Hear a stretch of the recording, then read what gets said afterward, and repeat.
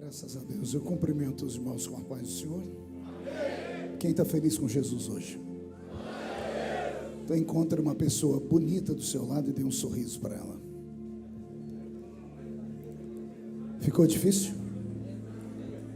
Se não tiver ninguém bonito aí embaixo, é só olhar aqui para cima, tá bom? É só olhar para o pastor Marcos Pereira, né? Ele está parecendo um manequim de vitrine de terno novo hoje, né? É uma alegria estar de volta aqui na DUD e saber que Jesus tem sido fiel com as suas promessas. E eu acredito que essa madrugada vai ficar para sempre na história dessa igreja. Os que trouxeram uma Bíblia, abram comigo. Primeiro livro do profeta Samuel, o capítulo é o de número 4.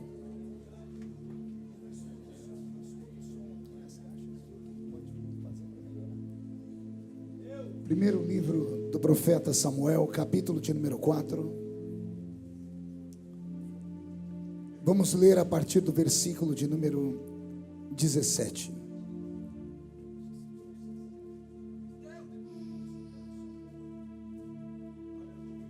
A minha voz é muito afônica, então se o sonoplasta puder me ajudar e abrir um pouquinho me der um pouquinho de agudo aqui, um pouquinho de ganho aqui em cima do altar, eu vou te agradecer muito.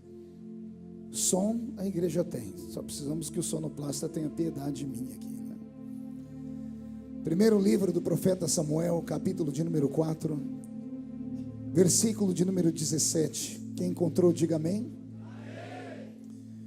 E então respondeu o que trazia as novas e disse: Israel fugiu de diante dos filisteus. Houve grande morticínio entre o povo. E também os teus 2 filhos, Ofni e Finéias, foram mortos. E a arca de Deus foi tomada. Ao fazer ele menção da arca de Deus, caiu Eli da cadeira para trás, junto ao portão, e quebrou-se-lhe o pescoço e ele morreu. Porque era já um homem velho e pesado. E havia ele julgado a Israel por 40 anos. Estando a sua nora, a mulher de Finéias, grávida, e próximo ao parto, ouvindo estas novas, de que a arca de Deus fora tomada, e de que seu sogro e seu marido morreram, encurvou-se e deu à luz, porquanto as dores lhe sobrevieram. Ao expirar, disseram as mulheres que assistiam: Não temas, pois tivestes um filho. Ela, porém, não respondeu nem fez caso disso, mas chamou ao menino e acabou, dizendo: Foi-se a glória de Israel. E isto ela disse, porque a arca de Deus fora tomada, e por causa de seu sogro e de seu marido que haviam falecido. E falou mais: Foi-se a glória de Israel, pois foi tomada a arca de Deus. E a igreja diz amém. Coloque a Bíblia no banco, na cadeira, e pegue na mão da pessoa que está do seu lado, por gentileza. Aperte a mão dela com carinho até ela falar aleluia. Pentecostal que não faz barulho está com defeito de fabricação, não é? Vamos orar. Pai, em nome do Senhor Jesus, nós oramos nessa hora. Nós imploramos, Senhor, que neste momento o sono desapareça, o cansaço físico desapareça, que os seus filhos que já estão aqui há algumas horas permaneçam comigo ligados. E na medida em que eu estiver pregando, o Senhor faz o céu descer aqui na DUD. Se não der para fazer o céu descer na DUD, leva a DUD para o céu, meu Pai. Mas mostra a sua glória nesta madrugada. Senhor, cerque esta igreja com a sua presença. E num raio de 5 quilômetros, onde houver um demônio alojado, eu dou a esses demônios segundos para sumirem daqui. Porque se não sumirem, serão queimados pelo poder da sua glória que aqui será derramada. Rasgue o céu sobre nós esta noite. Manda anjos de fogo descerem aqui. Que estes anjos desçam trazendo brasas de fogo das mãos. Comecem a esparramar estas brasas entre nós. E onde houver um crente cheio do Espírito Santo, pega ele nesta madrugada, Jesus, e mostra o caminho da verdadeira e poderosa adoração. Fala conosco, fica conosco. É o que eu te peço agora e sempre. E toda a igreja diz Os que podem, tomem o seu assento aplaudindo a Jesus, porque Ele é bom, porque Ele é maravilhoso. Graças a Deus. Querida igreja, noiva do Cordeiro, simpatizantes da nossa fé, amigos que vieram de perto, de longe, irmãos que estão presentes, irmãos que nos assistem pela internet, eu tenho uma mensagem do coração de Deus para o seu coração nessa madrugada. Pregar em vigília não é para qualquer um. Fazer vigília não é para qualquer um. Aqui está a nata do povo carioca. Os normais estão dormindo ou assistindo corujão. Os anormais não querem dormir e também não querem ver coruja. Querem ver a pombinha do Espírito Santo que vai descer sobre nós aqui nesta madrugada. Então eu peço para você me ajudar em oração, o sonoplasta para sustentar o som para mim, me dar um pouquinho mais de agudo. Você está muito longe, você não escuta como está aqui. Por isso, quando o pregador pedir, dá som para ele, tá bom? Aí eu vou orar pela sua vida para Deus te abençoar cada vez mais. Queridos irmãos, o texto que eu li é um dos textos mais severos da Bíblia Sagrada. Quisera eu ter a eloquência e o carisma que o pastor Marcos Pereira tem para pregar. Eu fico vendo o pastor Marcos Pereira, eu me entrego. É uma bagunça de emoções que ele provoca na gente. Ele faz a gente rir e chorar ao mesmo tempo. Isso é uma graça que Deus te deu, ninguém tira, né? Eu tenho orgulho de ser seu amigo. Ver aqui nessa tribuna tantos homens de Deus, como Daniel, o filho do pastor que está aparecendo aqui. Eu achei que era o Benny Hinn que tinha chegado aqui, né? O Vaguinho, né, que está em forma, né, Vaguinho? De um botijãozinho de gás, né? Mas vai emagrecer, eu tenho certeza disso, né? Então, esta igreja, o que não falta nela são talentos. Eu nem sei por que me trouxeram para pregar aqui. Eu ficaria ouvindo a madrugada toda os testemunhos desse lugar. Mas como Deus não me deu a graça que deu a eles, o Senhor me deu um outro talento. Eu era jovenzinho, pastor Marcos, eu estava fazendo seminário de teologia, era seminarista, e nós tínhamos uma matéria chamada hermenêutica, que é a arte de interpretar a palavra. E o nosso professor, além de nos ensinar a arte da interpretação, ele tentava nos ensinar a pregar. E ele então escolhia alguns alunos e dava para nós um tema, e nós tínhamos que desenvolver uma pregação em 5 minutos. A pregação tinha que ter começo, meio e fim, e ainda fazer o apelo. Tudo isso em 5 minutos. E os meus amigos assembleianos eram cheios de talentos. Cada um encarnava um pregador. Eu tinha um lá que ele era igualzinho o pastor Gilmar Santos. Ele ia pregar e fazia assim: meu Deus. Tinha um que encarnava o pastor Gesiel Gomes, porque ele pode porque ele tem porque ele faz porque ele está porque ele é porque ele é, e aquelas coisas, né? E eu era o piorzinho de todos, porque o meu pulmão sempre foi muito pequeno, e eu não tinha extensão vocálica, e eu pregava do jeito que eu sabia. Eu pegava um texto, narrava o texto, quando eu terminava, até o meu professor estava chorando, mas ele agarrava o microfone chorando e dizia assim: se o Marco não fosse essa história de querer ser pregador, se fosse um roteirista de cinema, seria aplaudido, porque a mente dele é uma mente formidável, porque ele consegue guardar histórias e contar histórias. Aí ele disse: mas se você quer ser um pregador de verdade, pare com isso. Pregador prega, não conta. Me dava uma angústia. Eu subi um monte para orar um dia, eu falei: Jesus, por que eu não consigo pregar igual aos outros? E o Senhor disse para mim: se eu precisasse de 2 igual a eles, eu teria feito 2. Eu falei: mas Senhor, e o meu jeito de pregar? Meu professor falou que eu não presto para pregar. O Senhor disse para mim: acorda, ele tem ciúmes de você. Eu falei: por quê? O Senhor disse: porque você prega igual eu pregava quando estava na terra.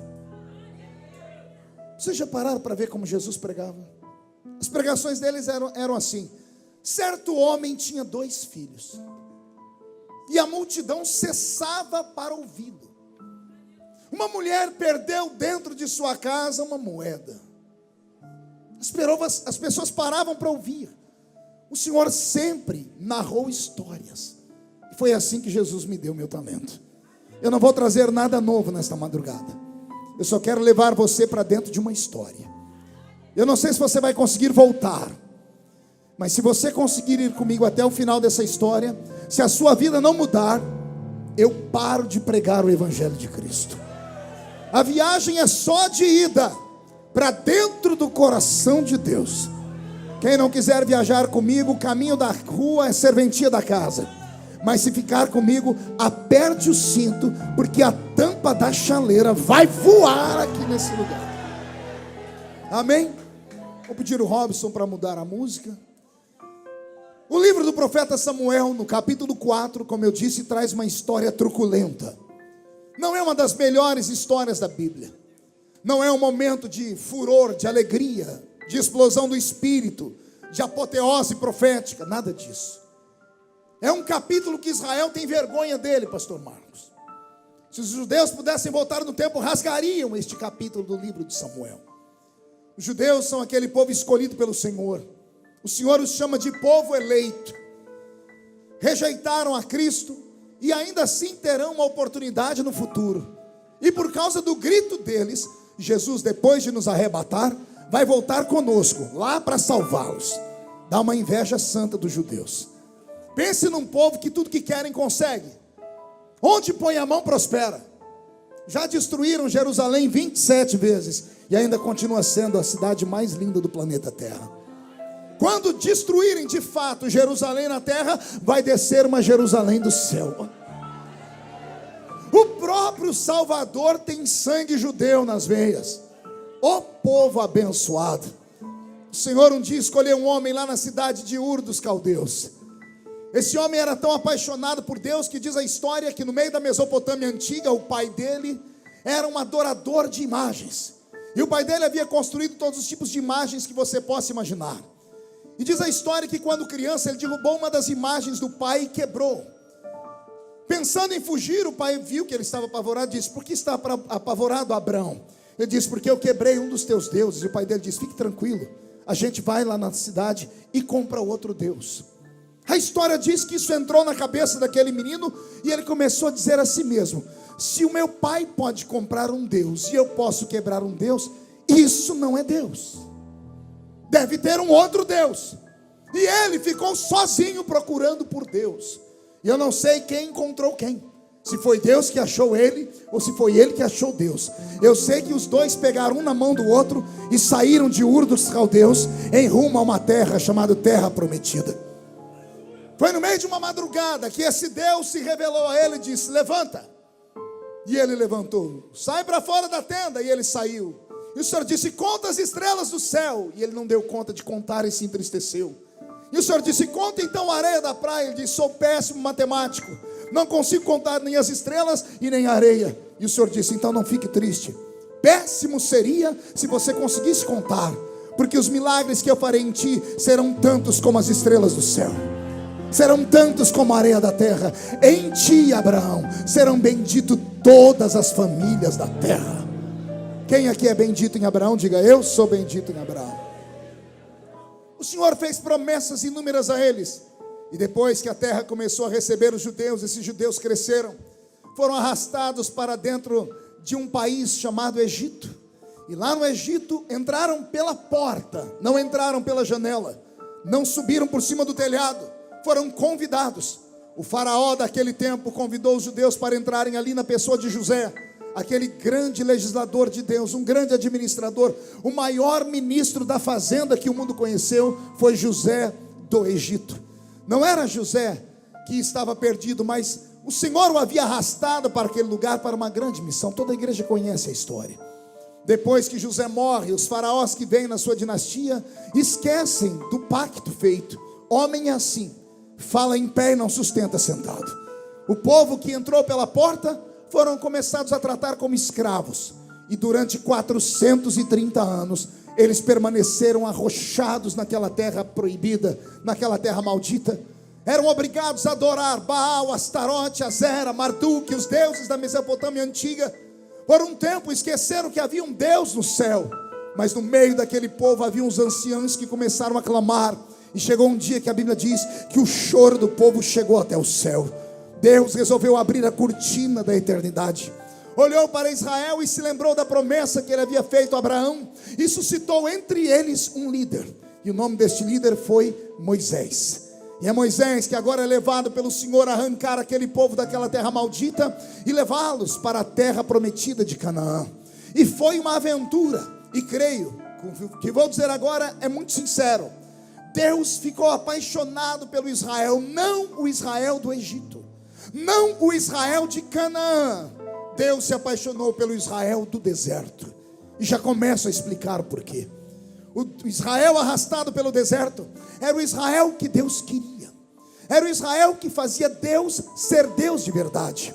Não sei se você conhece a Bíblia, lá na carta de Paulo aos Coríntios, quando Paulo começa a falar para Deus que ele é fraco, quando Paulo começa a dizer para Deus que ele é um homem miserável, Deus olha para ele e diz: a minha graça te basta. Se fosse só isso eu já estava feliz. Mas o Senhor estende uma revelação e diz: a minha graça te basta, porque o meu poder se aperfeiçoa na sua fraqueza. Alguém consegue entender isso? Isso é tão profundo que às vezes nós não conseguimos compreender. Deus está dizendo que o poder dele, não é o poder do homem, não é o poder político, não é o poder religioso, não é o poder dos cantores, não é o poder dos armamentos bélicos. Ele está dizendo: eu, o Criador, o meu poder, o poder de um Deus que é ilimitado, um Deus que é tão grande que o salmista um dia foi brincar com o tamanho da glória dele. O salmista disse: Deus, quando quer olhar os céus, ele se inclina para baixo. Não entendeu não? Eu vou desenhar até você acreditar. O salmista diz que Deus é tão grande, mas tão grande, que quando ele quer olhar os céus, ele olha para baixo. Não, tem gente que não entendeu ainda. Quando você quer olhar os céus, para onde você olha? Me mostre, olhe para os céus agora. Deus, quando quer olhar esse mesmo céu, ele não olha para cima, porque ele está acima dos céus. Quando quer olhar para o céu, ele se inclina para baixo. O outro salmista diz que ele tem tanto poder que ele pega todos os oceanos e coloca na concha da mão dele. O outro diz que ele tem tanto poder que ele chama as estrelas pelo nome e diz onde elas estão e sabe o número delas. Tem um outro que diz assim: Deus tem tanto poder que criou poderosos anjos, e bastou um anjo numa noite no reinado da Síria para matar 185 mil soldados. Esse Deus é tão poderoso. E pense num Deus que tem fôlego. Eu disse que tem o quê? Você consegue soprar por quanto tempo? Faz um teste aí. Enche o pulmão e sopra. E sustenta, segura, tenta. Quantos segundos? Uns 5, 6? O meu Deus soprou uma madrugada inteira, segurando o mar vermelho aberto para Israel passar. Está lá, o que abriu o mar não foi o cajado de Moisés, não. O cajado era só um símbolo. A Bíblia diz que um vento que saiu da boca de Deus soprou no meio do mar e sustentou o mar aberto numa madrugada inteira. Você não entendeu ainda? Vou falar de novo. Um Deus que quando foi derrubar as muralhas de Jericó, ao invés de derrubá-la, ele fez a muralha ruir. Diga comigo, ruir. Acotovele o seu irmão, diga: não é cair, diga ruir. Pergunte para mim, o que é isso, pastor? Israel estava rodeando a muralha. Se a muralha caísse para trás, destruía a cidade, Israel não teria despojo. Se a muralha caísse para frente, mataria Israel. Aí a Bíblia diz que a muralha não caiu, ela ruiu. Sabe o que Deus fez? Deus empurrou a muralha no chão. Deus afundou ela com as mãos. Você ainda não entendeu? Eu vou te falar o poder desse Deus. Um Deus que fez as moléculas de um machado de ferro se transformar em isopor só para flutuar em cima das águas. Esse Deus todo poderoso, olha o que ele diz: o meu poder se aperfeiçoa quando você está fraco. Pergunte para mim, o que significa, pastor? Que ele só é Deus para aquele que precisa dele. Deus não pode ser Deus dos ricos, porque o Deus dos ricos é o dinheiro. Não precisam de Deus para isso. O que eu vou falar agora é muito apertado, mas eu vou soltar. Deus não pode ser Deus nem desses crentes que são mais santos do que Jesus. São mais santos do que Jesus, que podem julgar até os outros.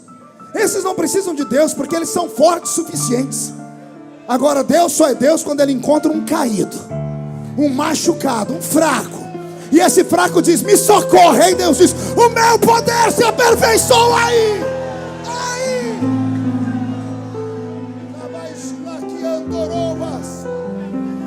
O melhor período que Deus teve com Israel não foi no Egito, não foi em Canaã, foi no deserto. Pergunte por quê? No deserto Deus virou cozinheiro. No deserto Deus virou padeiro. No deserto Deus virou churrasqueiro. No deserto Deus criou uma companhia de água para sair de dentro de uma rocha e matar a sede de 3 milhões de pessoas, fora os animais. No deserto Deus virou alfaiate. Deus virou sapateiro no deserto. O senhor é louco, pastor? Leia a Bíblia. A roupa não envelhecia, o sapato não furava, a comida não faltava, pão todo dia, 5 da manhã. O dia que eles enjoaram do pão, Deus fechou a padaria e transformou o céu numa churrascaria e fez cair carne na mesa dele.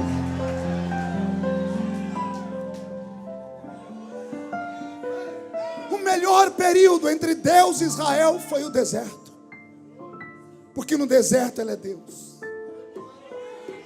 O crente só conhece Deus no deserto.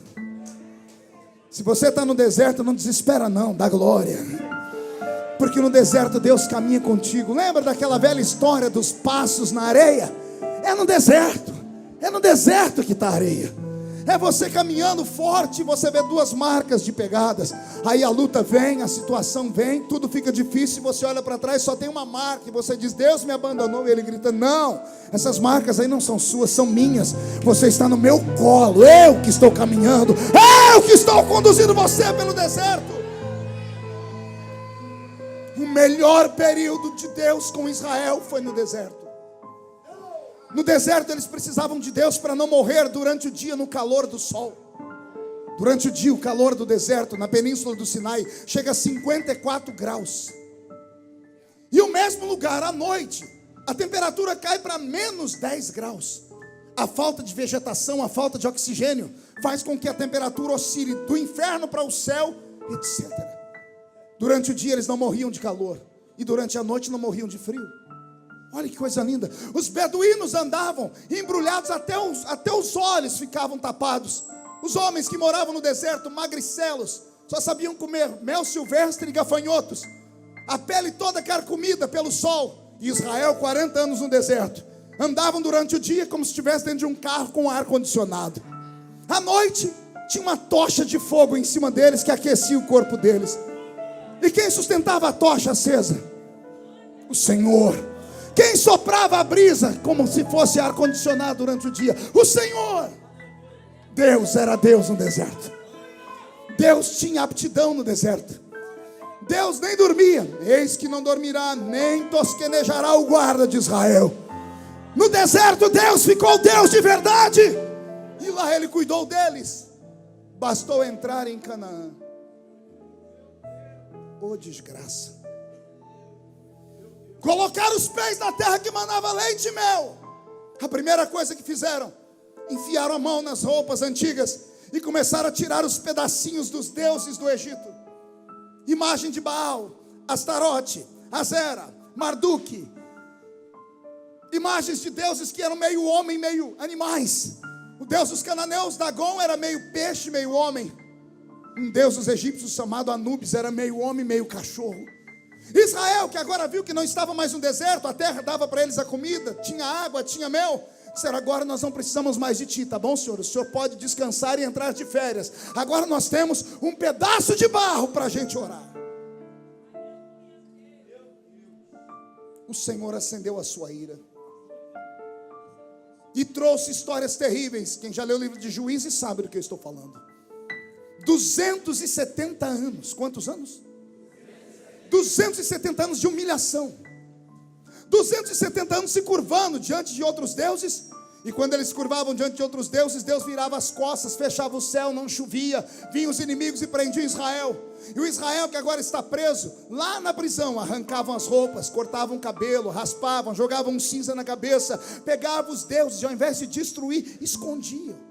E aí diziam: Senhor, tem piedade de nós. E Deus é Pai.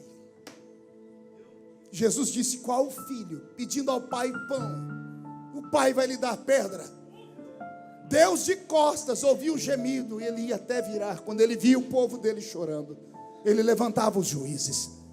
Levantou ele Baraque, Gideão, Sansão, Débora, Otoni. Ele levantou tantos homens para fazer a diferença naquela terra. E ele queria que esses homens levassem o povo a adorá-lo. E o povo até o adorava por 1 mês, 2 meses, 3 meses. Quando viam que as coisas equilibravam, trocavam Deus de novo. Foram brincando com ele. Acharam que o cálice da ira dele nunca se enchia. Pensaram que Deus era um Deus que tinha uma legitimidade de paciência eterna. Mas o Senhor deu uma lição neles que dói até hoje. O Senhor disse: a minha misericórdia dura para sempre, mas quando o povo é obstinado, eu retiro a minha mão e entrego eles na mão dos inimigos. Por 270 anos Israel tombou. Chegou uma hora que Deus lavou as mãos dele. Chegou um período em Israel, e você já ouviu muita gente pregar sobre isso, que havia pessoas na terra que serviam uma religião morta. O sacerdote mais famoso daquele tempo era Eli. Os seus 2 filhos eram Ofni e Finéias, 2 sacerdotes, filho do sumo sacerdote. O sacerdote ali por 50 anos foi sacerdote em Israel, e ele fez um bom trabalho. Mas quando ele adoeceu, pastor Marcos, e sentou naquela cadeira, e ele ficou muito gordo, ele perdeu o controle dos filhos. E os 2 filhos dele começaram a cometer pecados grosseiros. Pecados que para os olhos normais, algum vai dizer, não, isso é normal. Os judeus daquela época haviam criado a lei dada pelo Senhor. Todo sacerdote só vai comer daquilo que ele retirar de dentro de um tambor com carne cozida. Os sacerdotes tinham um garfo de 3 pontas. A presença de Deus na vida deles era dada assim. Eles só podiam comer aquilo que Deus dava a eles. Eles pegavam aquele garfo no final do dia, fincavam naquela panela, e o pedaço de carne que trouxesse era a comida deles e das famílias deles. Mas a Bíblia diz que Ofni e Finéias não queriam carne cozida, queriam carne assada. Pastor, é pecado comer churrasco? É claro que não, bocó. Mas naquele dia Deus criou aquela lei para eles. Deus estendeu a lei e disse, não é para fazer. Por mais estranho que fosse, Deus só queria a obediência. Mas eles não queriam obedecer.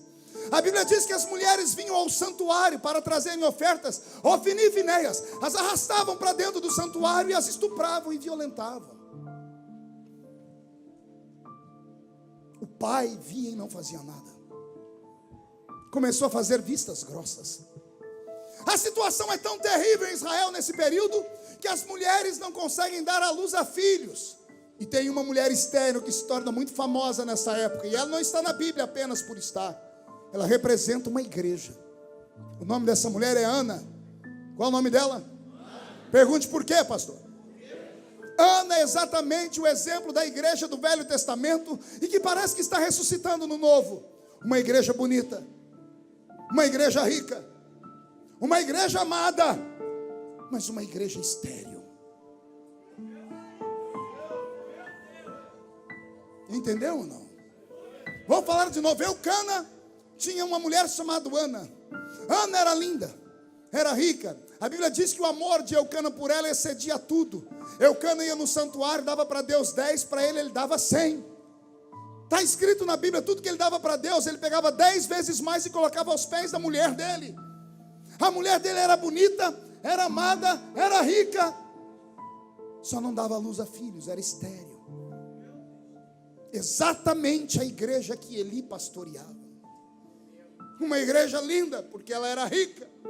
Uma igreja rica e amada pelo seu Senhor, porque Deus sempre amou Israel. Mas uma igreja que não dava frutos. Uma igreja vazia. E quando a igreja vazia começou a acostumar em ser vazia e estéril, Deus teve que incomodá-la. Quando Ana estava muito feliz, porque ela não tinha filhos, o corpo dela era bonito. E quando o marido chegava em casa, é claro que procurava ela, porque ela era bonita. Aí o marido dela foi obrigado a arrumar uma outra mulher, que todo mundo chama de Penina, não é? E todo mundo espanca Penina. Eu quero defender Penina nessa madrugada. Com respeito aos meus amigos que pregam contra Penina, eu quero socorrer Penina nessa madrugada. Porque Penina é colocada na vida de Eucana, porque Ana não dá filhos. E o homem tinha que deixar frutos na terra. Ana não pode ter, porque ela é estéril, mas Penina tem um filho atrás do outro. São 10 anos, Ana subindo ao santuário sem filhos. E nesses 10 anos, Penina dando à luz. Penina era aquela mulher que tinha um filho num braço, outro no outro, 2 na barriga e empurrava o carrinho com a perna. Uma mulher que tem 10 filhos, só Jesus na causa. Coitadinha dela, o corpo dela se definhou. Chegou uma época que Eucana olhava para Penina, não sabia se ela estava de frente ou de costa. Mas ele olhava para Ana, Ana estava bonita. Perfeita e bela. Bonita e rica. Até que Penina foi usada por Deus. Olha o mistério aí. Por isso eu defendo Penina. Foi Deus que entrou no coração de Penina e disse: Penina, puxa a orelha de Ana. Vai para ela e diz assim: do que adianta ser bonita, rica e amada, se quando você morrer, será esquecida? Vou repetir: do que adianta ser bonita, rica e amada, se caíres morta agora, não deixará semente na terra. Penina chegava em Ana e dizia assim: Eucana gosta mais de você, mas quando você se for, são os meus filhos que vão herdar tudo que ele tem. Eucana gosta mais de você porque o seu corpinho é de menina, porque você nunca deu à luz. O meu corpo está todo destruído, mas eu deixei filhos para ele. Foi isso que fez a igreja estéril do Velho Testamento se levantar, subir um monte, sacrificar. E ao invés de só sacrificar como todas as vezes, ela põe o sacrifício no altar e vai no outro alpendre, se joga no altar e começa a chorar. Ela chora tanto que as lágrimas engolem o seu som e ela começa a gemer. E é o gemido dela que faz Eli, que vem comendo uma coxa de frango, porque ele era muito gordo, só comia um homem. Ele vem com aquela coxa de frango cheia de gordura na barba, ele vê a mulher. Ele está tão cego que ele pergunta para ela: isso é a hora de você estar bêbada aqui? Qualquer um ia embora e desviava daquela igreja. A Ana não. Ela olhou para ele e disse: eu não estou bêbada, eu estou amargurada, porque eu vou morrer e não deixarei semente. Eu preciso de um milagre. Eu quero um filho. E eu não sou egoísta. Se Deus me der um filho, eu devolvo para ele. Aquilo entrou no coração do velho sacerdote. Ele parou de comer, olhou para ele e disse assim: volta aqui daqui 1 ano e traz o seu filho para eu apresentar para o Senhor. A mão do Senhor está sobre ti, Ana. Por que é que eu defendo Penina? Se não tem Penina, não tem choro. Se não tem choro, não tem gemido. Se não tem gemido, não tem humilhação. Se não tem humilhação, o sacerdote não vai lá. Se o sacerdote não vai lá, ele não puxa a orelha dela. Se ele não puxa a orelha dela, ele não vê que está arrependido, então ele vai e profetiza. Se ele não profetiza, Samuel não nasce. Se Samuel não nasce, não tem Davi rei, não tem Saul rei, não tem ninguém. Pegou aí ou não? Vou falar de novo. Eu amo Penina e mando um beijo para o coração dela lá no céu. Se não tem Penina, não tem Samuel. O que o senhor quer falar com isso? Hoje você não vai amaldiçoar o seu inimigo. Você vai pegar o seu Facebook quando terminar esse culto e vai mandar beijinhos para eles. Vai curtir todas as fotos deles e vai dizer: Penina, me atormenta, Penina, porque se eu não choro, Samuel não nasce, Penina.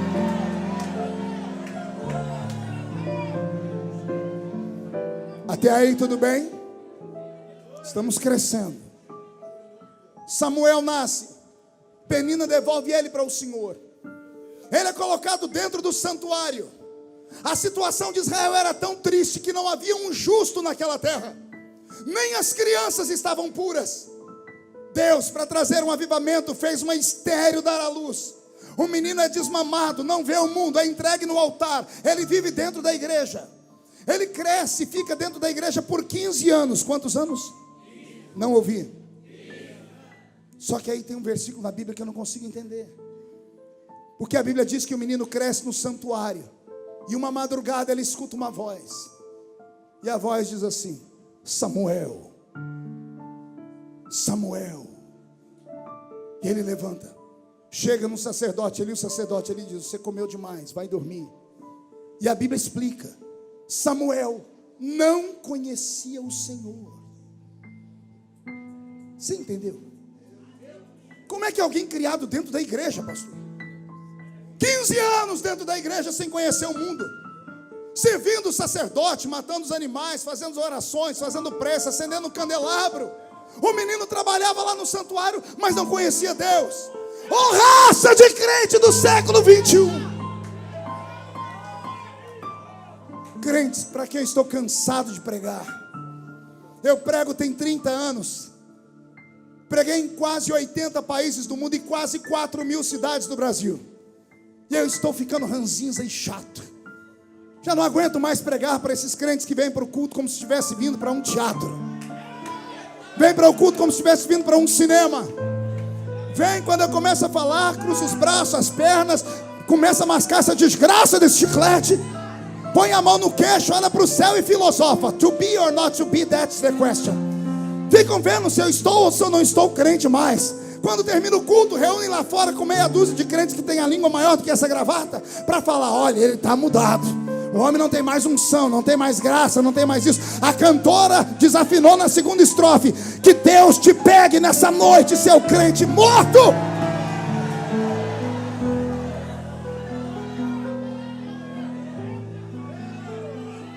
Vai começar a apertar, não quer apanhar, vai embora.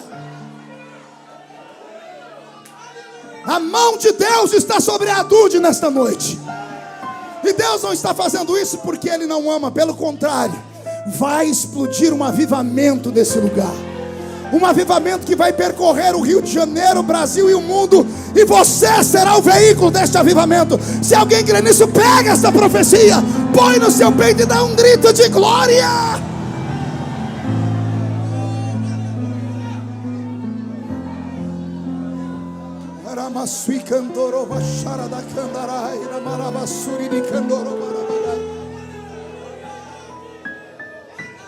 Deixa eu te fazer uma pergunta.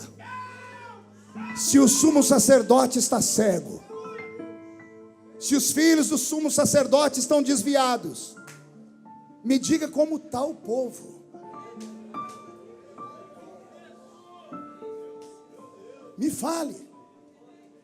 Minha mente às vezes não consegue entender.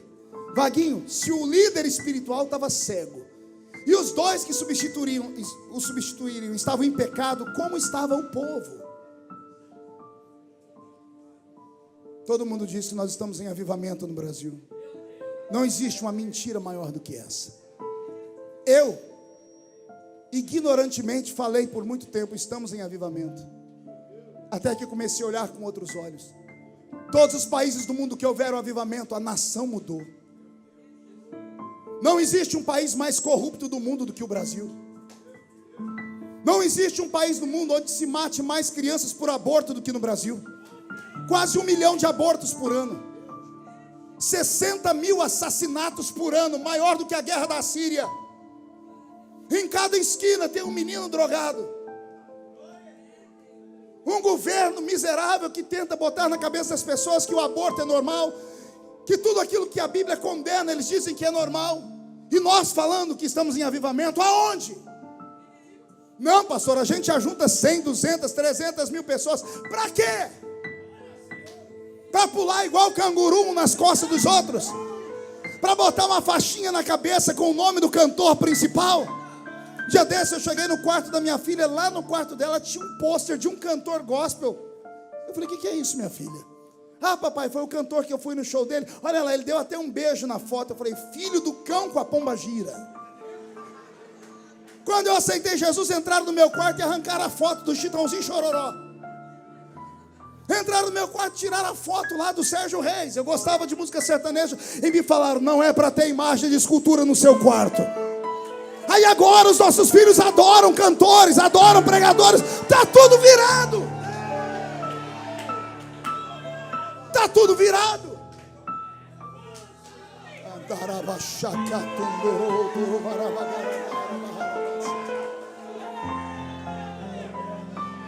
Não há avivamento. O que nós temos é um ajuntamento de pessoas. Junta 50, 100 mil pessoas e nem um cego vê, nem um surdo ouve, nem um paralítico anda. Dia desse eu recebi uma denúncia: pastor, estão fazendo uma cruzada e eu estou lá trabalhando com som. Um cidadão me ligou e disse: pastor, de madrugada desceu um caminhão com 10 cadeiras de roda pelo fundo. Eu disse: para quê? Pastor, me explique para quê. Cadeiras vazias, para mentir para o povo, para enganar o povo. Avivamento não tem a ver com quantidade. Avivamento tem a ver com qualidade. Explica essa qualidade. Explico. Entra um na cadeia e 2.000 se converte. Entra um no Congresso Nacional e vira o Congresso Nacional de cabeça para baixo. Vai acontecer com você. Não, você não pegou, perdeu a chance. Vou profetizar de novo. Vai acontecer com você.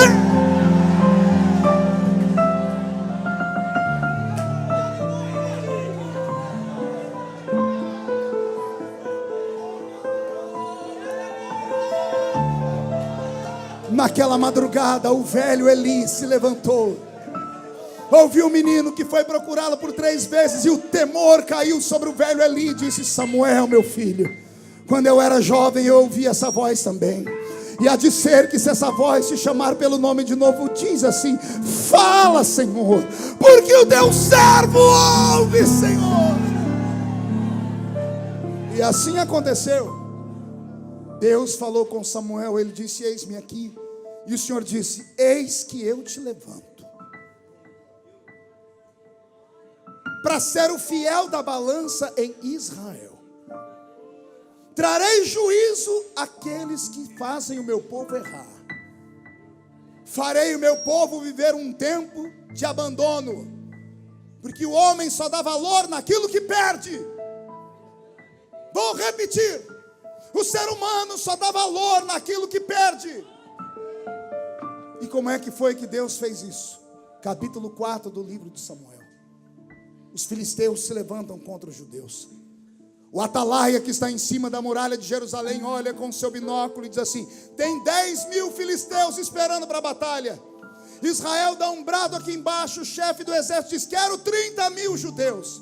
Quando os 30.000 começaram a marchar acima de 30 anos, quando abriu o portão e saiu o exército de 30.000 batendo o pé no chão, Israel inteiro vibrou. E as mulheres disseram: vamos preparar comida, a festa, porque não vai dar nem para o cheiro. São 30 contra 10. 30 contra quantos? É 3 por 1. A batalha estava ganha, mas começou a dar tudo errado. Diz a história que um filisteu jogava uma lança, e a lança que era para acertar um, pegava 4. Uma flecha que era para acertar um, a flecha atravessava inteira e pegava o outro. De repente Israel fez uma contagem, pediram trégua, foram cuidar dos soldados e começaram a contar os mortos. Ofni e Finéias estavam lá no meio. Um olhou para o outro e disse: mano, nós temos que usar a arma secreta de Israel. A arma secreta, cotovela o seu irmão, diga: você tem ela? Diga: cuidado, ela pode falhar. Eles entraram no santuário e falaram: pai, estamos perdendo a batalha, precisamos empolgar os soldados, só tem um jeito: empresta a arca da aliança. Botaram a arca da aliança nos ombros, uma caixa de madeira pintada de ouro com 2 querubins em cima dela. Israel estava com a história atrelada a esta arca. Com esta arca nos ombros, os sacerdotes abriram o Rio Jordão. A vitória vinha com facilidade. Ofni e Finéias entram no meio do arraial dos judeus com aquela arca. Quando o sol bateu em cima dela, os jovens que só conheciam de ouvir falar, repita comigo: só conheciam de ouvir falar. Acotovela o seu irmão de novo e diga: chega de lendas. Quando viram aqueles querubins, a boca miúda começou a dizer: esta é a arca, é uma arma secreta. Quando ela chega, a vitória chega. E o povo foi se empolgando. Os doentes começaram a gritar, e os vivos também. Israel deu um brado tão alto que os filisteus ameaçaram correr. Quando eles foram correr, olha o que eles diziam: parece que os deuses que atormentaram os egípcios, os deuses dos judeus, desceram lá. Porque olha o grito deles. Ai, olha o que eu aprendo aqui. Ai, Jesus. Mão direita para o céu, faz um carinho nas costas do irmão, diga: vai doer um pouquinho. Não é o crente que está falando, é o ímpio. O ímpio está falando: escuta o grito. Parece que com esse grito Deus desceu lá. Mas era mentira. Quem foi que disse que barulho?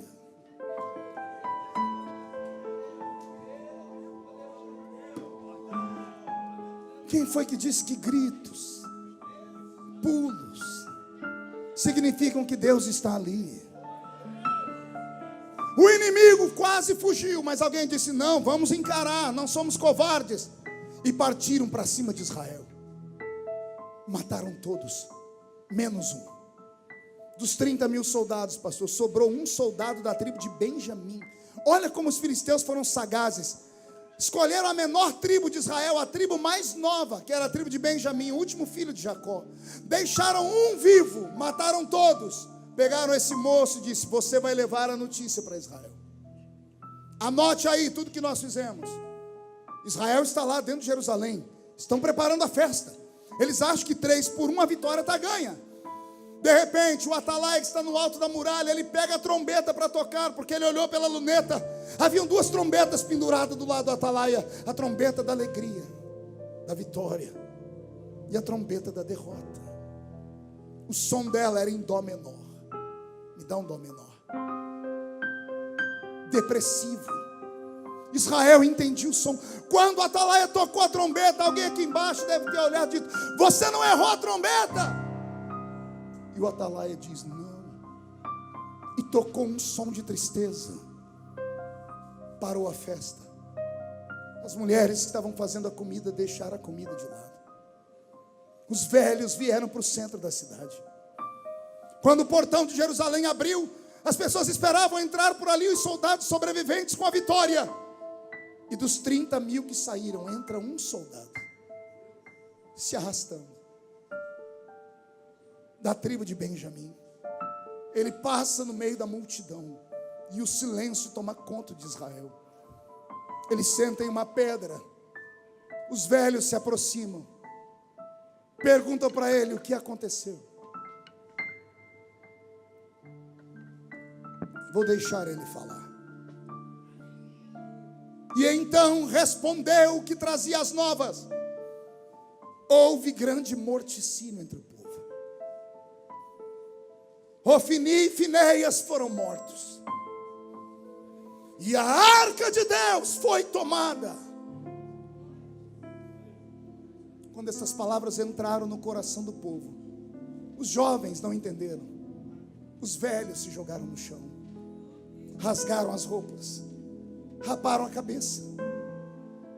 Os jovens chegavam nos velhos, diz a história. Flávio Joséfos, contando essa história em detalhes, diz que os jovens, os netos, os filhos chegavam nos vovôs e diziam: vovô, não fica assim. E o vovô gritava: levaram a arca. E os jovenzinhos diziam assim: a gente faz outra, a gente faz de ouro. Não chora, vovô, foi só uma joia que foi levada embora. E os velhos choravam mais alto, porque aquela geração não conhecia o Senhor. Aquela geração não sabia nada de arca da aliança. Para eles era uma caixa de joias, mas não era a caixa de joias. Alguém lembra o que tinha lá dentro? Alguém lembra o que tinha dentro daquela arca? Um vaso de ouro com maná, a vara de Arão que havia florescido, e as tábuas da lei escritas com o dedo de Deus, os 10 mandamentos. Os jovens não entendiam, mas os velhos entendiam. Quando o menino gritou, a arca foi embora a lei, foi embora o maná, foi embora o vaso de ouro, foi embora a vara de Arão que floresceu. Pastor, o que significa tudo isso? Escute com o ouvido da alma. Quando a arca vai embora o maná, a palavra revelada que vem do céu. As igrejas não têm mais pregações ungidas, são pregações fabricadas em computador. São pregações que encantam todos os homens que param para ouvir. As pessoas ouvem e dizem assim: meu Deus, meu pastor não é um pastor, é uma máquina fluente de falar. Tudo que ele fala enche a cabeça, mas não toca a alma. Vou repetir: falam bonito, mas não toca aqui. Quando o maná vai embora o vaso de ouro. Pergunte o que é o vaso de ouro. Quando Eliezer foi buscar Rebeca para trazer a Isaac, a mando de Abraão, Eliezer representa o Espírito Santo, que foi preparar a igreja para trazer para o único Filho de Deus, que é Jesus. Ele levou consigo camelos e levou cestos, e dentro dos cestos haviam joias de prata e joias de ouro. A prata fala dos frutos do Espírito, o ouro fala dos dons do Espírito.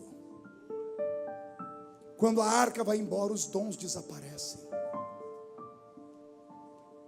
Nunca vivemos uma época tão seca na igreja. Esta igreja tem a graça de ter alguém que ainda traz sinais à terra, mas é raro. Tinha que ter uma escola para o Senhor ensinar a gente a trazer esses sinais. A minha geração não sabe. A minha geração não conhece esse Deus. Eu ainda aguento, mas eu fico pensando nessas criaturinhas pequenininhas que estão sentadas aqui, nesses bebês de colo que estão aí. Se Jesus não voltar dentro de 10 anos, em que igreja eles vão congregar? Eu vou fazer a pergunta de novo. Se Jesus não voltar em 10 anos, me diga como estará o futuro da igreja. Quando a arca vai embora as tábuas da lei, não tem mais doutrinas, não tem mais ensinamentos, não tem mais revelação, não tem mais quem use o cajado, não tem mais quem ensine o caminho. Vale tudo e um pouco mais. Se prega um evangelho da conveniência, se prega o evangelho do amor livre, um cristianismo sem cruz. Os crentes não vêm à igreja para serem curados, vêm à igreja para ouvirem algo que mexa na alma deles. Eu vou para o culto hoje porque eu estou caidinho, eu preciso que alguma coisa me coloque de pé. Os crentes querem palavra de autoajuda. Quer autoajuda, não vem à igreja. Vá numa banca de revista e compra um livro do Dr. Lair Ribeiro. Compra um livro desses homens que dão aulas de autoajuda. A igreja não precisa de autoajuda, a igreja precisa de ajuda do alto. A igreja precisa que o céu desabe sobre ela.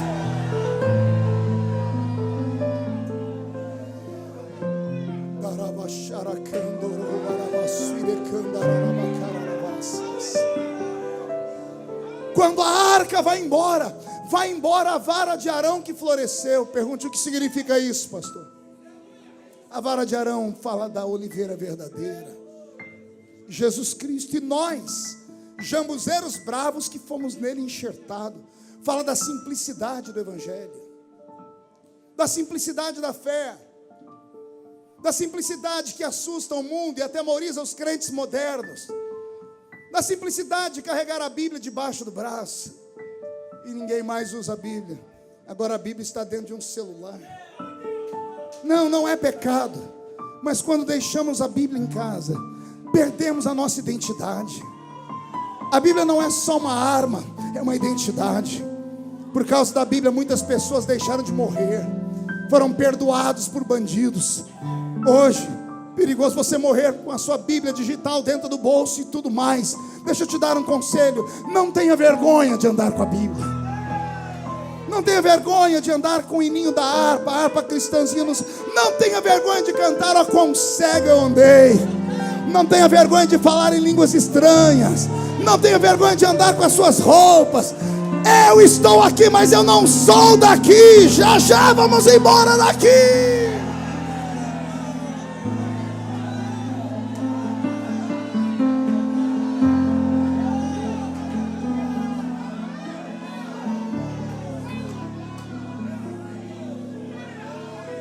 Quando a arca vai embora, os querubins de ouro vão embora também. Os guerreiros que protegem a igreja, eis que o anjo do Senhor acampa ao redor daquele que os teme e os livra do mal. Quando vai embora tudo. Deus olhou para Samuel e disse: Samuel, esse povo não me ama. Eles querem um Deus de barro, fiquem com ele. Eu vou embora. Aquela arca indo embora é um símbolo, era Deus dizendo assim: eu estou indo embora. Uma nação sem Deus, igreja sem culto, crentes sem unção, louvores que não tocam nada, palavras que não ensinam nada, ajuntamento de pessoas que não dão em nada. Deus foi embora. Um dia desses eu vi o meu Brasil nesse caos e eu olhei e falei: Senhor, o Senhor ainda está aqui. Parece que Deus se mudou do Brasil. Hoje, nós já temos cerca de 20 milhões de brasileiros que não têm comida em casa. Hoje, 2 milhões de pais e mães perderam o seu emprego. Se isso não é o peso da mão de Deus, é o quê? Será que não é Deus dando um grito para a igreja do Brasil, dizendo: acorda? Porque Ele deixou na palavra: se meu povo orar e jejuar, eu ouvirei do céu, eu sararei a sua terra.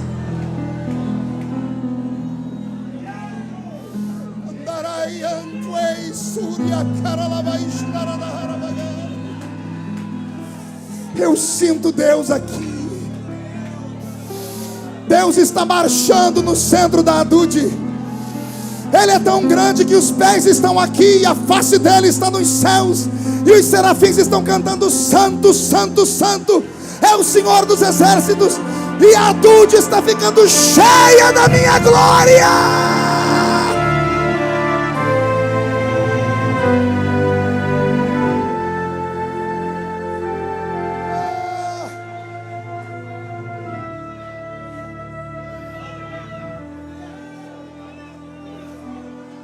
Pastor Marcos, estamos pregando para zumbis. Vaguinho, você anda cantando para zumbis. Nosso povo está morto. Não, pastor, eu estou olhando para o Senhor. Meu pai, quando entrou em coma, me olhava também, mas não enxergava. Quando meu pai entrou em coma, ele não era paralítico, mas a perna dele não mexia. Ele não teve derrame, mas os braços dele não funcionavam. Ele não era mudo, mas a boca dele não falava. A única coisa que funciona em quem está em coma é os ouvidos. O médico falou para mim: pode falar que ele escuta. Ele não esboça reação nenhuma, mas ele escuta. É a igreja em que nós estamos vivendo.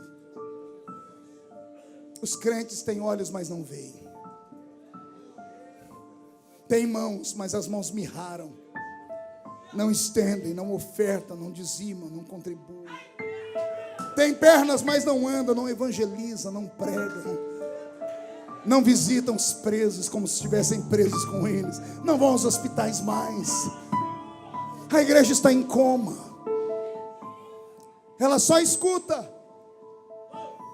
Então quem tem ouvidos, ouça o que o Espírito diz nesta madrugada. Acorda, povo meu. Eu não sei se você sente, mas Deus está aqui. Mão direita erguida para o alto. Coloque no ombro de quem está do seu lado e agarra a pessoa como profeta. Chacoalhe ela com seriedade, sem rir. Chacoalhe ele com força. Diga: Deus te trouxe aqui para isso. Chacoalhe ele. Diga: Deus te trouxe para isso, para sacudir a sua fé, para sacudir a sua alma, para sacudir a sua santidade, para sacudir os dons do Espírito. Deus te trouxe aqui para te sacudir.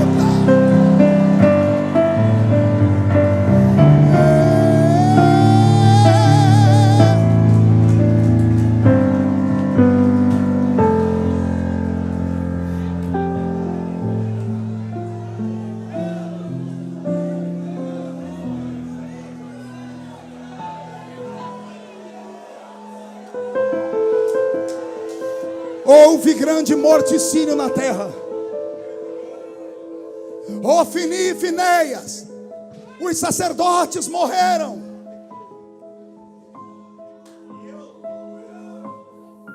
A arca foi roubada.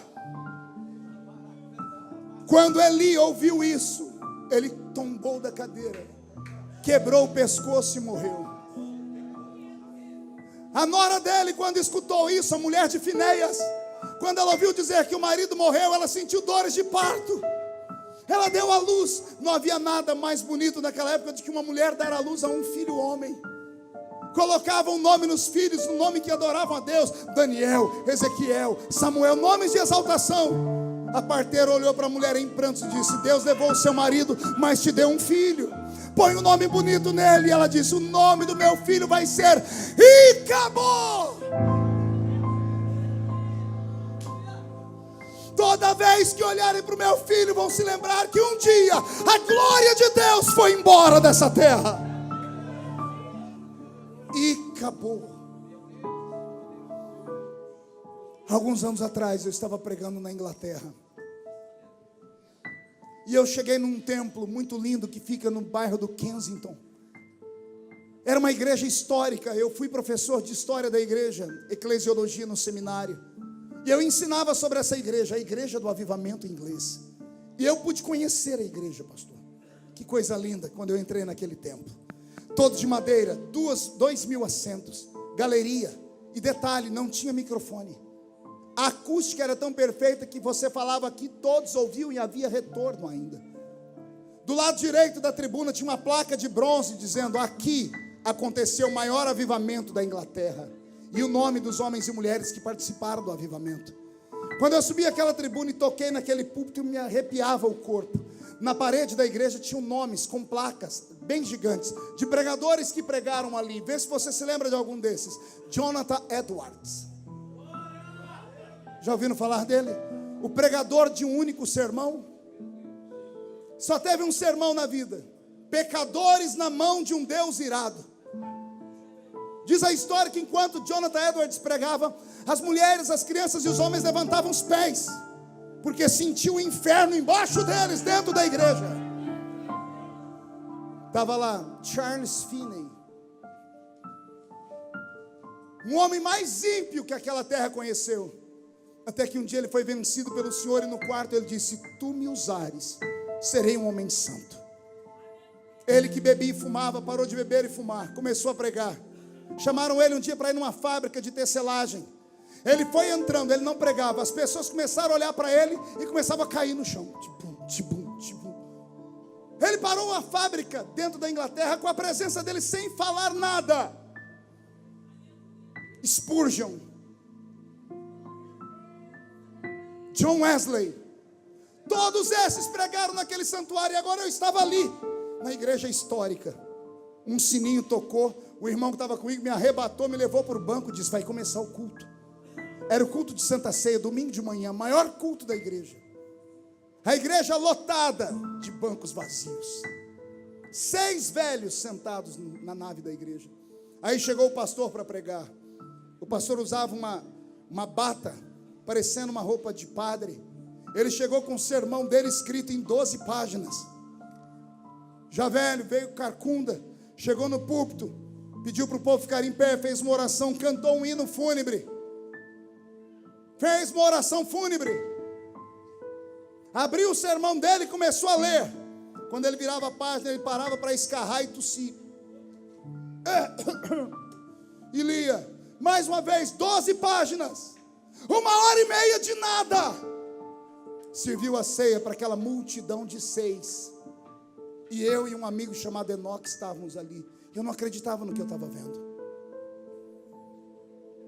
Eu ensinei tantas vezes, fiz os meus alunos chorarem, que houve uma igreja onde Deus fez explodir o avivamento, e agora eu estava lá e não tinha avivamento nenhum.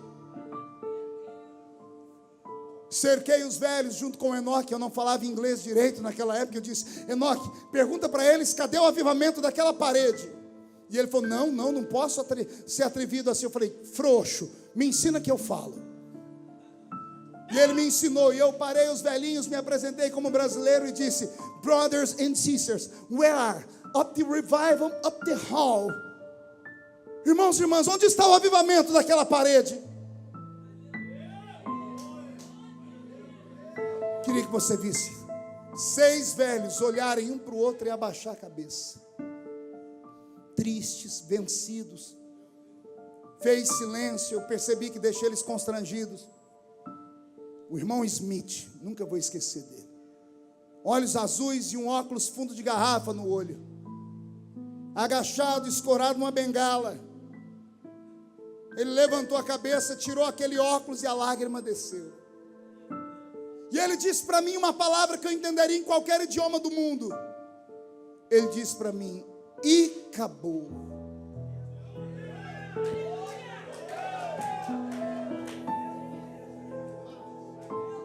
Você não pode sentir o que eu senti porque você não viu o que eu vi.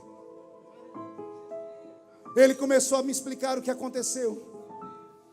Ele levantou os 2 braços e começou a fazer assim como uma ave. E o Enoque começou a interpretar o que ele falava. E ele dizia para mim: lembra do Espírito Santo, a pombinha? E eu disse: yes. E ele falou: não voa mais aqui.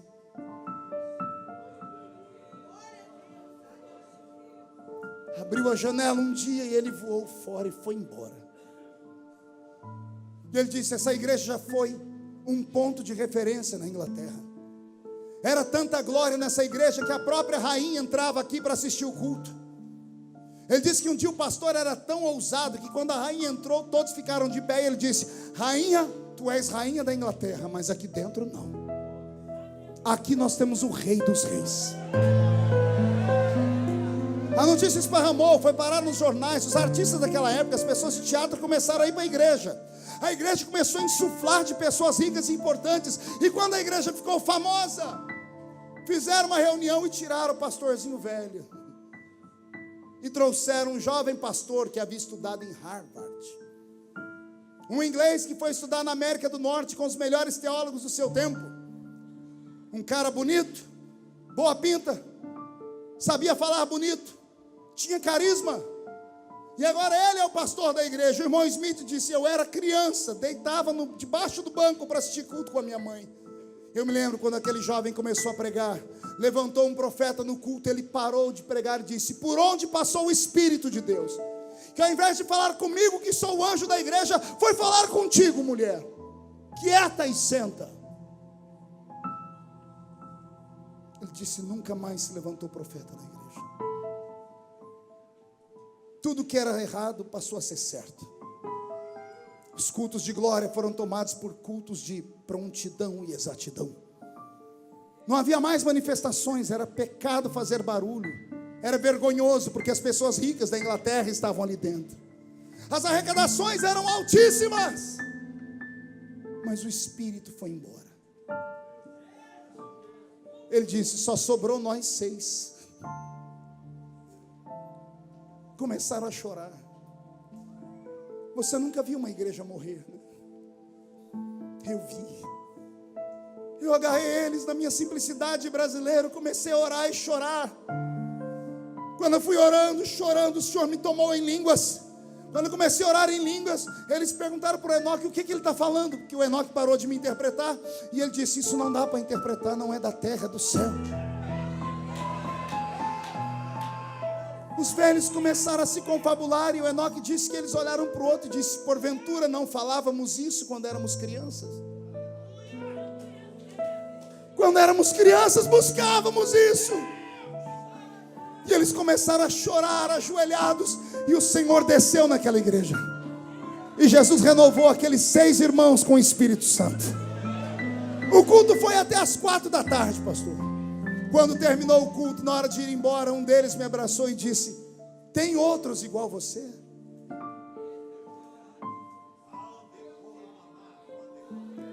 Lá no Brasil tem outros igual você? Aleluia. Escute isso. Uma nação rica e poderosa, um povo que não tem problema com dinheiro, com nada, olharam para um brasileiro nascido na Vila Tatu e perguntaram: tem mais igual você lá? Eu disse: por quê? Eles disseram: manda para cá. Manda para cá para nos avivar. Passe a Macedônia e ajuda-nos. Deixa eu perguntar: tem outros aqui na DUD? Vou falar de novo: tem homens e mulheres aqui que ainda conhecem Deus? Então por que você está me olhando com essa cara feia, parecendo que foi batizado num pote de vinagre? Por que você está me olhando com esse olho seco, parecendo olho de sapo que morreu no dia de enchente? Por que você está com essa boca travada, essa boca de aço, essa língua de ferro, esse queixo de concreto? Se tem crentes vivos aqui, toque em Deus, toque em Deus. Toque em Deus agora, agora, agora, agora, agora, agora.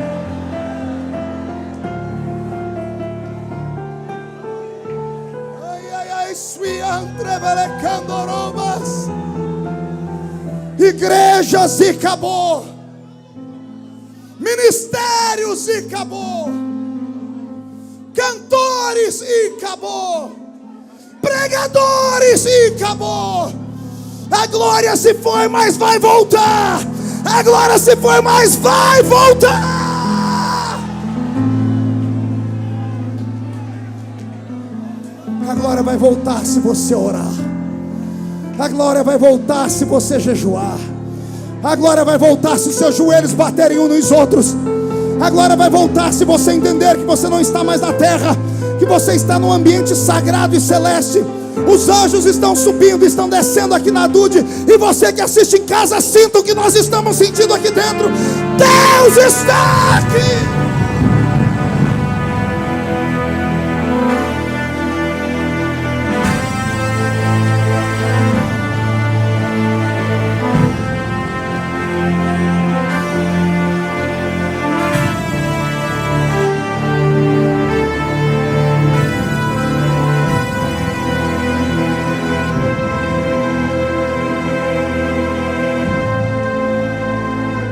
Chora, igreja.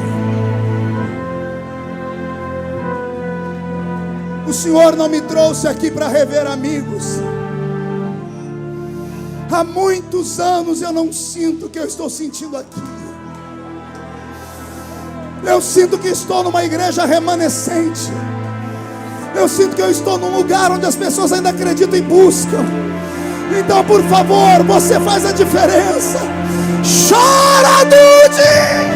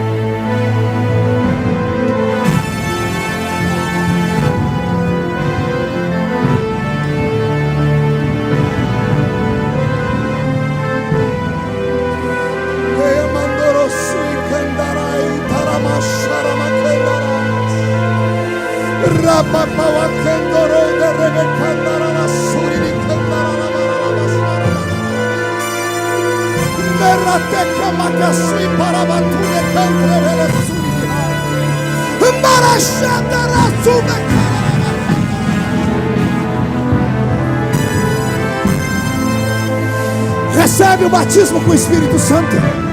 O que é batizado com o Espírito Santo seja renovado agora. Recebe mais, recebe mais, recebe mais, recebe mais.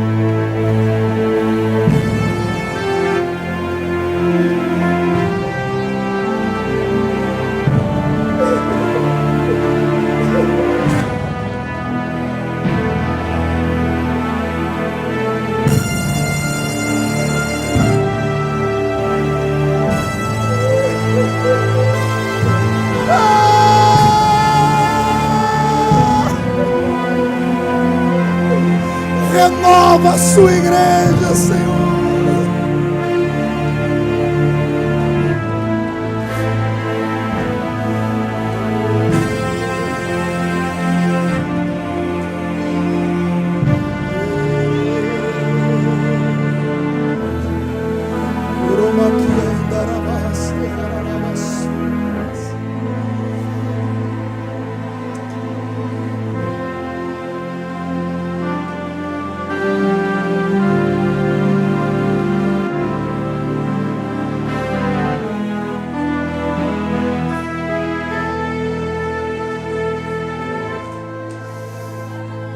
Houve uma explosão no inferno. Os demônios estão perdidos. Eu escuto barulho de espadas em cima do teto da igreja. Anjos e demônios estão degladiando. Os demônios não sabem o que aconteceu. Deus soltou uma bomba atômica no inferno.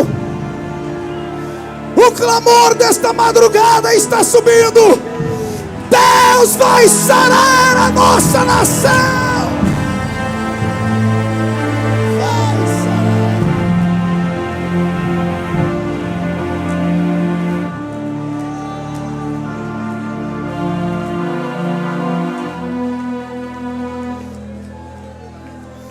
Segure um pouquinho.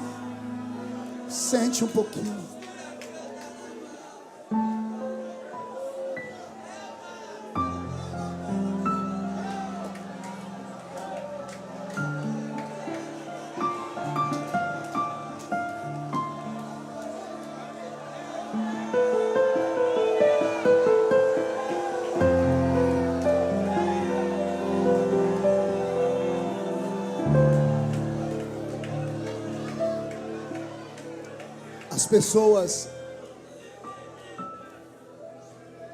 As pessoas que me acompanham, as pessoas que acompanham o pastor Marco Pereira, quando nos veem atravessar os vales e sair do outro lado vivos, tem uma pergunta no peito: como é que eles aguentam? Eu vou contar o segredo. Eu cresci num ambiente igual esse. Eu vi a glória de Deus. Eu ouvi a voz de Deus. Quando eu era menino, nossos cultos eram tomados por Deus. Estava num culto um dia de domingo, e o pastor anunciou: terça-feira vai estar nos visitando um pastor, e eu queria que a igreja viesse para ouvi-lo. Ele é um ex-defunto. A notícia esparramou na cidade. Terça-feira não cabia de gente na igreja. Eu era menino, sentei no primeiro banco, igual vocês estão aqui, bem num cantinho. Quando entrou o pastor pela igreja, arrastando aquele outro pastor velho, veio um temor sobre nós, Daniel. Ninguém nem respirava. O pastor mal conseguiu cantar os hinos da harpa e disse: irmãos, eu quero dar todo o tempo para o nosso convidado. Com vocês, o pastor João de Oliveira. O velho João de Oliveira pegou o microfone, olhou para a igreja. O olhar dele transmitia Deus. Ficou em silêncio, enfiou a mão no bolso e tirou um papel amarelado. Ele desdobrou o papel e disse: aqui está o meu atestado de óbito, e aqui está o nome dos 3 médicos que assinaram. Esse documento diz que eu morri. E ele botou na mesa, no púlpito. Ele enfiou a mão no outro bolso e tirou uma foto, e na foto tinha um homem dentro do caixão, com algodão dentro do nariz e na boca, flores e véu. E ele disse: essa foto sou eu dentro do caixão. Aí um presbítero pediu para ver, e a foto passou por todo mundo. Ele disse: eu morri. Cheguei na porta do céu e Jesus não me deixou entrar. Ele estava lá na porta. Ele disse: ele me recebeu gostoso, me deu um abraço e disse: bem-vindo, João. E ele falou: Jesus, estou empolgado, posso entrar? E Jesus disse: não pode. Por que não, Senhor? Eu cometi algum erro? O Senhor disse: não, meu filho, não é por culpa sua, não. É por culpa daquele homem lá na terra. Olha lá. Ele olhou para o chão e abriu o chão. Ele viu uma casa de chão batido, coberto de sapé. No centro da casa, um caixão, e ele deitado dentro do caixão. Num canto, uma mulher com 14 filhos pequenos, tudo agarradinho nela. A porta abriu e entrou um pastor de olhos azuis, chapéu na cabeça. O pastor tirou o chapéu, olhou o defunto, foi lá, olhou a mulher pegou na mão dele e disse: ô pastor, pede para Jesus devolver meu marido.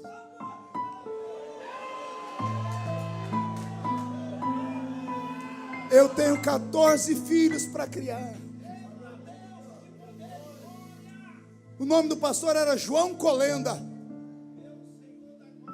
Fundou o Instituto Bíblico de Pindamonhangaba. Pai ou avô da pastora Rebeca, esposa do pastor Samuel Câmara, das Assembleias de Deus, lá de Belém do Pará. O velho João Colenda foi para perto do caixão, olhou o defunto, ajoelhou e botou a mão em cima da mão do defunto. Olhou para os irmãos que estavam lá naquele velório e disse: todo mundo dobra o joelho. E ele começou a orar. Ele disse que no céu não passava o tempo, mas na terra foi 4 horas de oração. E a oração era: Jesus, devolve o João de Oliveira. Aí o João olhava para Jesus, Jesus dizia: ô João, eu queria que você ficasse aqui. Mas olha o grito desse homem: Jesus, devolve o João de Oliveira. Ele falou que chegou uma hora que Jesus disse: João, outro dia você volta.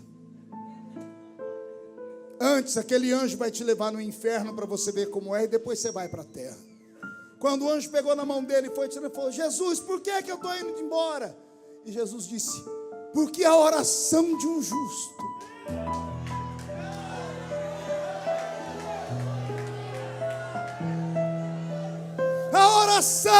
justo pode muito em seus efeitos. E aí as pessoas perguntam: por que é que eu aguento?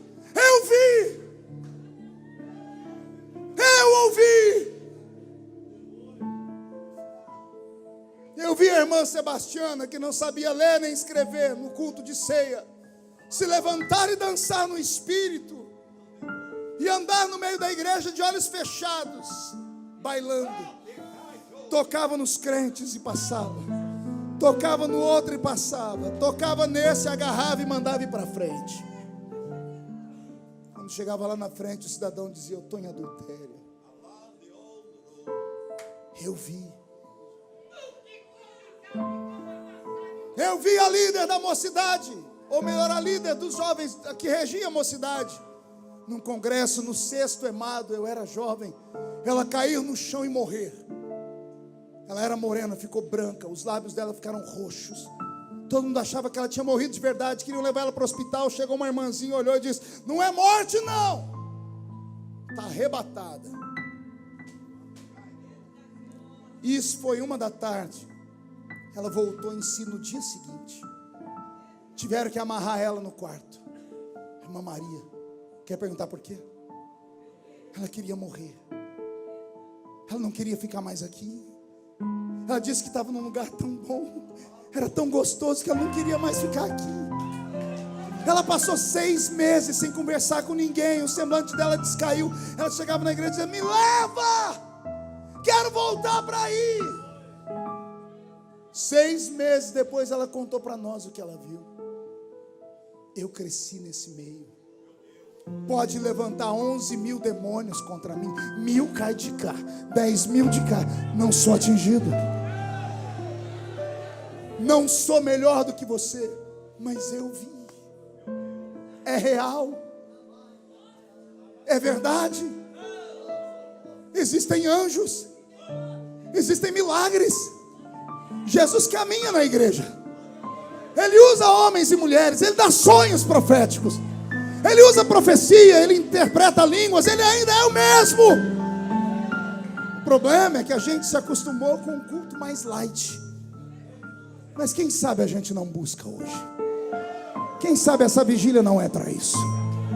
Quem sabe Jesus não te tirou da cama, da madrugada, para te trazer aqui dizendo assim: você vai provocar um avivamento na sua casa, você vai provocar um avivamento na sua igreja, você vai provocar um avivamento no Rio de Janeiro.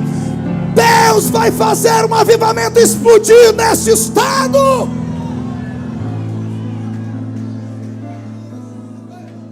Alguém acredita nisso? A glória foi embora. 7 meses de oração, 7 meses cantando louvores sem sentir Deus, 7 meses sem ninguém pregar para eles. 7 meses depois, Deus levanta a voz de Samuel. Samuel vai e unge o rei para Israel. Seu nome era Saul.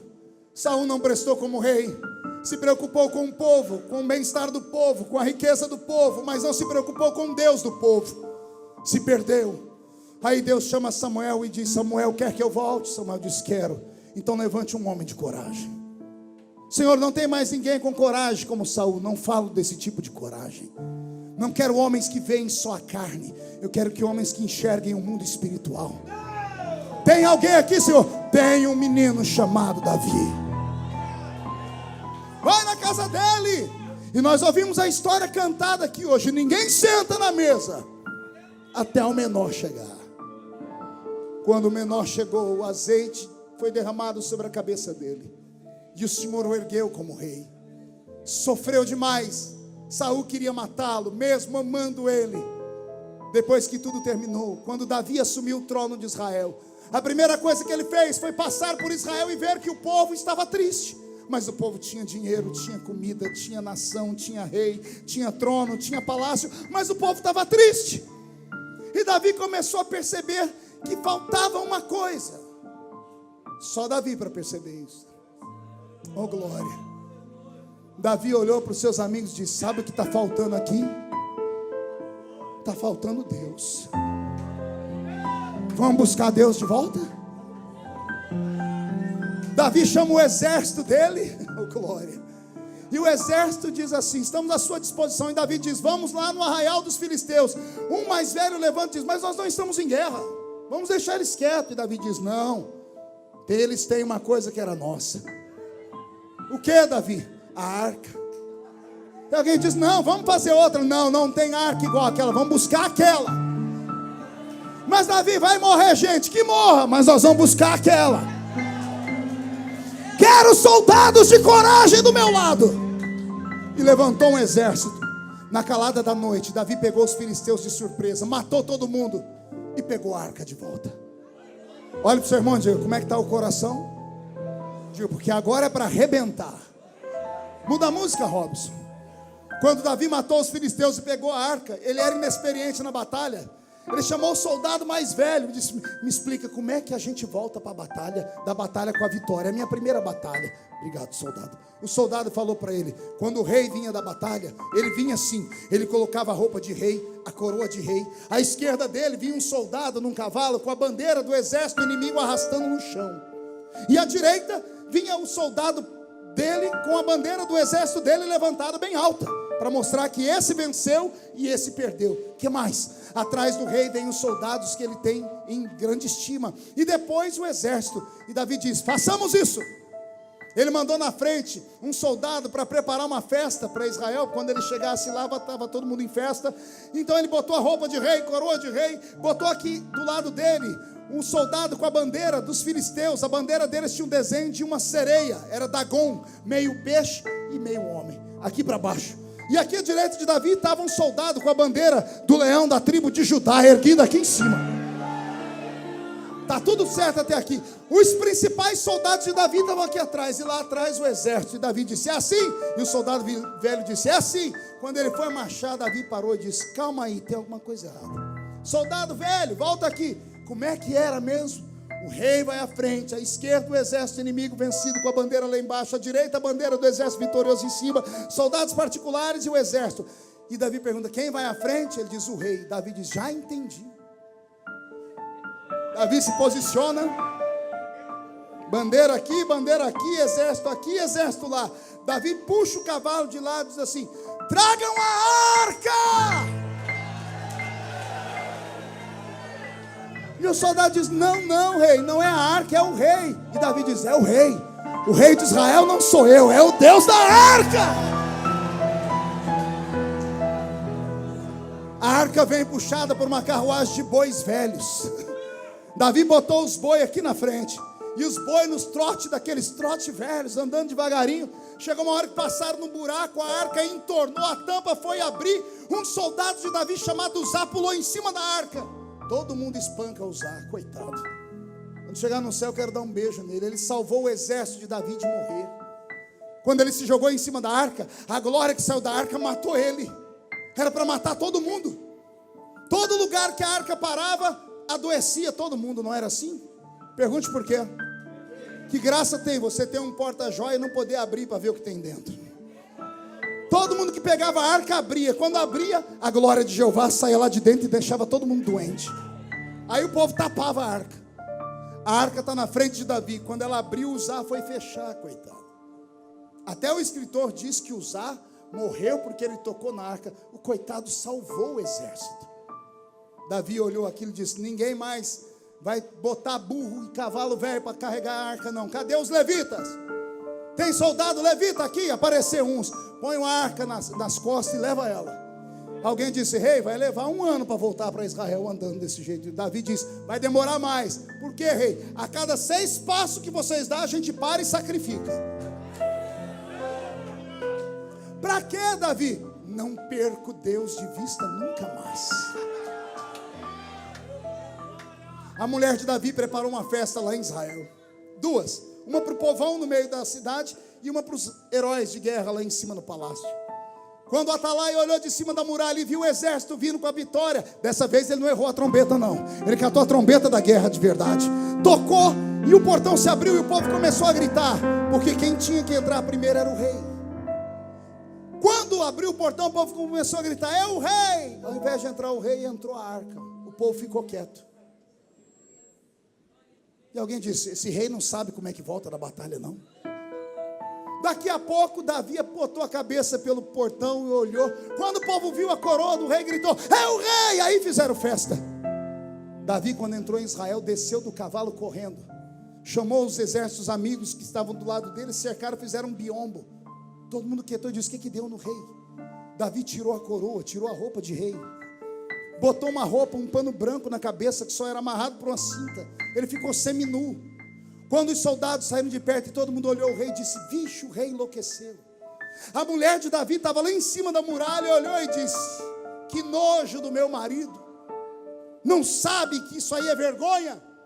Davi não estava nem aí para ela e nem aí para eles. Quando ele viu o povo gritar para ele, Davi falou: Senhor, não vai embora não, eles não sabem. Era para gritar para ti, não é para mim.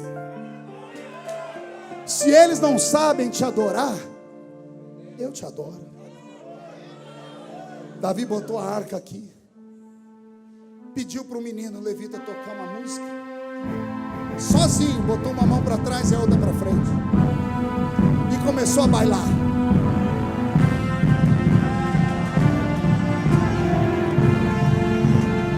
E foi dançando, foi balando. Cada vez que Davi dançava, parte do povo ria, a outra parte chorava. Os que choravam eram os velhos. Eles entendiam o que Davi estava fazendo. Os jovens riam porque não entendiam nada. Os velhos diziam: ele está dançando para Deus. A mulher de Davi lá em cima ficou com nojo, mas Davi não estava dançando para ela, estava dançando para alguém que estava acima dela. Deus abriu a janela e olhou. Só que para ver Davi, ele viu Milca primeiro com nojo. Está com nojo do meu filho que me adora?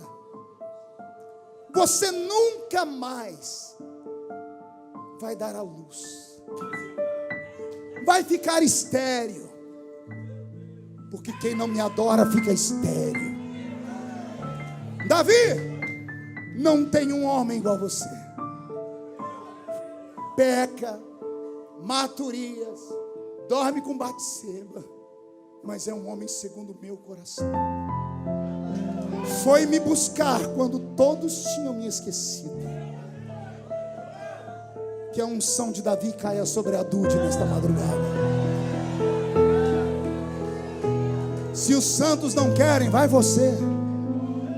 Vai você, leproso, pecador, miserável, bandido, traficante, vai você. Vai buscar a glória. Vai buscar Deus. A glória está voltando. Quem tem certeza disso, dá um salto e fica em pé. Puxa o barrigão, estufe o peito, olhe para o seu irmão e diz: você entendeu? Diga: Deus tem que voltar. Não, grita mais alto, diz: Deus tem que voltar. Tem alguém que acredita nisso? Feche os seus olhos. Ninguém vai sair antes da bênção apostólica. Ninguém saia. Eu cacei confusão com o diabo. Se sair lá fora é perigoso ele te pegar antes da bênção. Feche os olhos. Eu quero aqui perto de mim só homens e mulheres que têm coragem de dizer: a minha vida está e acabou. Já não canto mais, já não profetizo mais, perdi as línguas estranhas, estou vazio, preciso de Deus. Vem, vem perto de mim, vem, vem.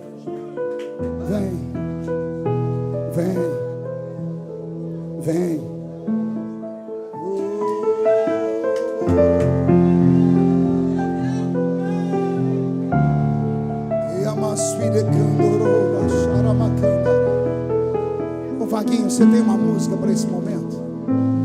Canta uma música para nós, Vaguinho.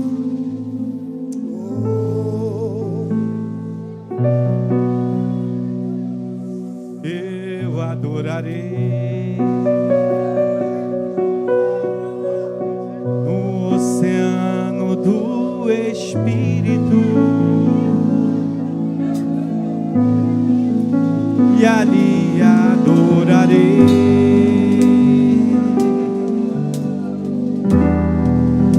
ao Deus do meu amor. Eu navegarei, eu navegarei. Chora mesmo. Oceano do Espírito, Clama a mim e responder-te-ei. e ali adorarei Anunciar-te-ei coisas grandes e ocultas que não sabes. ao Deus do meu amor.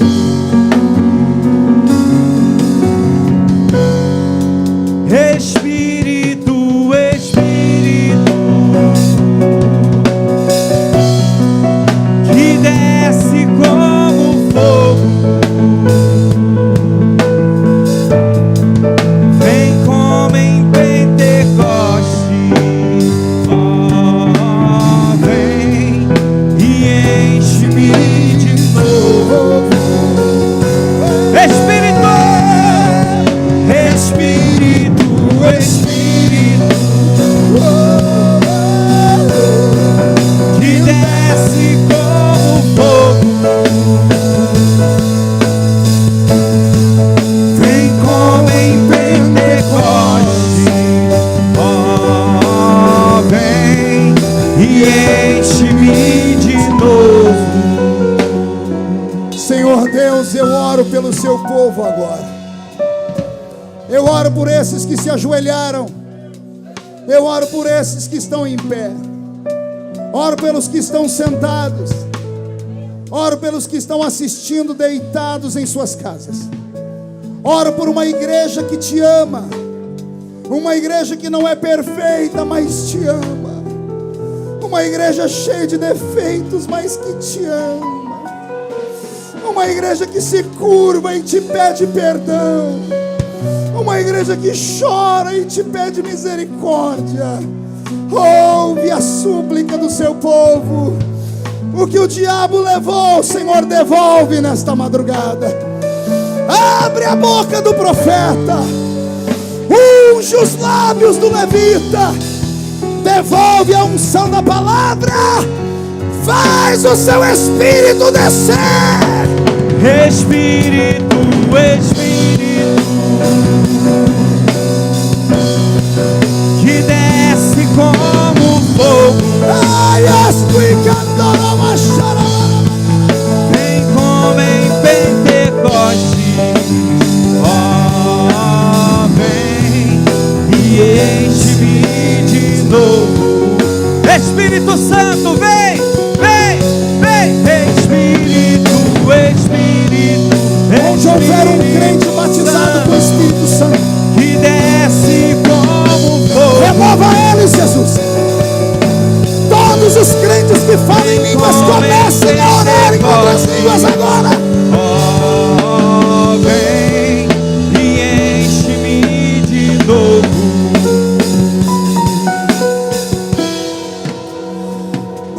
Sui andrebele candorobas. Perloin telomandrebele suire carabas. Ai sui andrebele candarabagasuria. Rabai sui andrebele candorobas. Senhor, todos os que estão ajoelhados vão se colocar de pé agora, meu Pai. Todos os que estão de pé vão erguer acima das suas cabeças a mão direita aberta e vão dizer em nome de Jesus: todos os demônios que roubaram a minha pureza, santidade, simplicidade, dons do Espírito, eu ordeno, não estou pedindo, estou ordenando. Venha para a palma da minha mão agora. Fecha a sua mão. Vou contar até 3. Você vai jogar no chão e vai pisar em cima. E aí você vai abraçar 7 crentes e vai dizer para eles: a glória voltou. Vocês cantam no 3. 1. Você nunca mais será o mesmo. 1,5. Sua família vai sentir orgulho de você de novo. 2. Quem viver verá para ver o avivamento que nasce nesta madrugada. 2,5. O Rio de Janeiro será conhecido como a capital do avivamento do Brasil. 3. Jogue no chão. Espírito, Espírito, que desce como fogo. Abrace 7 pessoas. Vem como em Profetiza. E enche-me de novo. Espírito, Espírito, que desce como fogo. Vem como em Pentecoste e enche-me de novo. Jesus. Espírito, Espírito, que desce como fogo. Vem como em Pentecoste e enche-me de novo. eu adorei ao Deus da minha vida, que me compreendeu sem nenhuma explicação. Abre a voz. Eu Aonde? no oceano do Espírito, E ali navegarei. e ali adorarei Com Deus do meu amor. Espírito, Espírito, Espírito, que desce como fogo.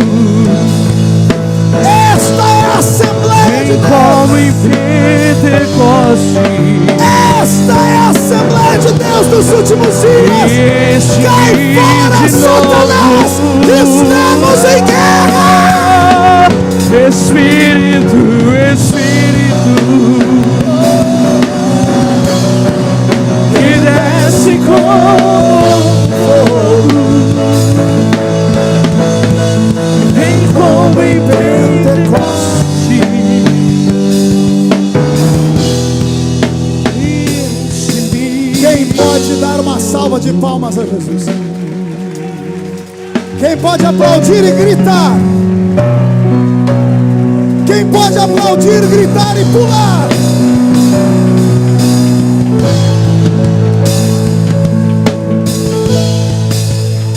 Amém.